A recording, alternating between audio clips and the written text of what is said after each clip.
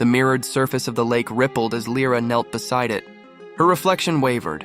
Tall, angular, and silver-skinned, with faint bioluminescent veins pulsing beneath her translucent surface.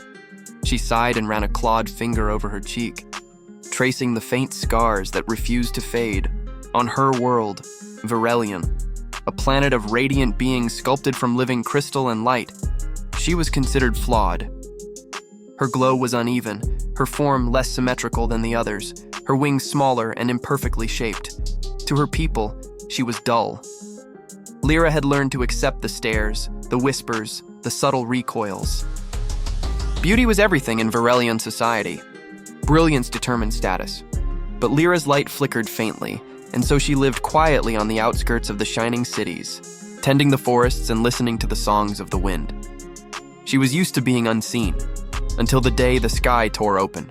A human ship, battered, smoking, burning through atmosphere, streaked across the lavender sky. It crashed beyond the ridge, shaking the ground. Lyra's heart surged. She should have called the planetary guard, but instinct drove her forward instead.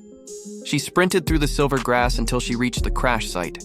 The wreck was a twisted crescent of metal half buried in earth. Fire danced along its edges, but through the wreckage she saw movement. A figure crawling out, coughing, a human male. He was unlike anything she had ever seen. Skin soft and opaque, hair dark, body fragile compared to her kind's crystalline density. Yet his eyes, they burned like stars. When he looked up and saw her, he froze. Then to her confusion, he smiled. "Am I dead?" he rasped. "Because you look like an angel." Lira blinked, unsure whether to laugh or flee. "Angel?" she repeated. "You are injured." "Stay still." She lifted him effortlessly, his warmth startling against her cool skin, and carried him back to her dwelling beneath the radiant trees. He didn't stop staring at her. His name was Elias Renner, a deep space engineer from the Terran Alliance. His ship had been caught in a solar flare and thrown off course, leaving him stranded on Verelion. Lira tended to his wounds, mending his broken ribs with bioluminescent resin. In the days that followed, Elias learned to breathe Verelion's thinner air and to eat its strange, glowing fruits. He talked often, telling stories of Earth, blue oceans, endless skies, crowded cities. Lira listened in awe, and though she tried to keep distance, she began to feel something. Unfamiliar. He was looking at her.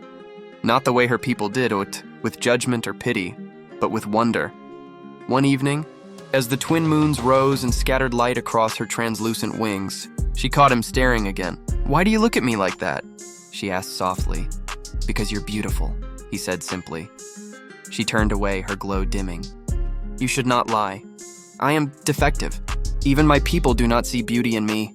Elias frowned, stepping closer. "Lira, where I come from, beauty isn't about symmetry or brightness. It's about soul, and you saved a stranger. You risked everything. That's more beautiful than any light in this sky." His words pierced her like a starbeam. No one had ever said such things to her before, and for the first time in her life, Lyra's glow brightened. Not from shame, but from something deeper. Warmth, joy, hope. Days turned into weeks. Elias repaired pieces of his ship during the day, and at night, they'd walk the forest paths together. Lira taught him the songs of the Verelion trees, how the wind carried memory. He showed her how to build a small fire and roast fruit until it caramelized and sweetened. They laughed, shared stories, and somewhere in those quiet moments something blossomed between them, but peace could not last forever. The Verelion Council soon detected the humans' presence. To them, outsiders were contamination, imperfect, dangerous, unpredictable. They arrived in shining carriers, their bodies radiant like suns. Lira stood before them, shielding Elias. "Stand aside, Lira," commanded High Consul Vareth, his crystal form gleaming with authority. "This creature has no right to be on our world." "He is not a threat," Lira argued. "He is lost and needs help," Vareth's voice hardened. "You disgrace your kind by protecting a lesser being. You have always been flawed, Lira. Now you prove yourself corrupted." Elias stepped forward, bloodied and exhausted, but unflinching. "If she's flawed, then your idea of perfection is broken." The guards raised their energy spears. Lira reacted instinctively. Her body burst into blinding light. The air shook. For the first time, her dim glow flared brighter than even the council's radiance. It was raw, wild, beautiful, a storm of emotion made visible. The guards staggered back. Vareth shielded his eyes, stunned. Impossible. You should not have such power. I never did, Lira said, her voice trembling. Until someone made me believe I was more than my flaws. They fled that night, escaping through the crystalline caverns beneath the mountains. Elias leaned on her as they ran, his strength fading, his lungs struggling with the alien air. When they reached the Valley of Mirrors, a sacred place where the planet's energy reflected endlessly, he collapsed to his knees. Lira, he whispered. If I don't make it? Don't say that, she said, kneeling beside him. You will, he smiled weakly.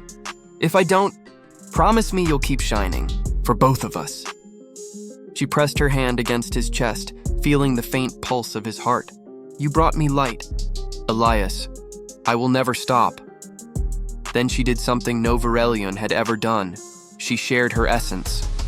A beam of her bioluminescent energy flowed from her body into his, stabilizing him. It weakened her, dimming her glow again, but it filled him with life. Elias gasped, his color returning. What did you...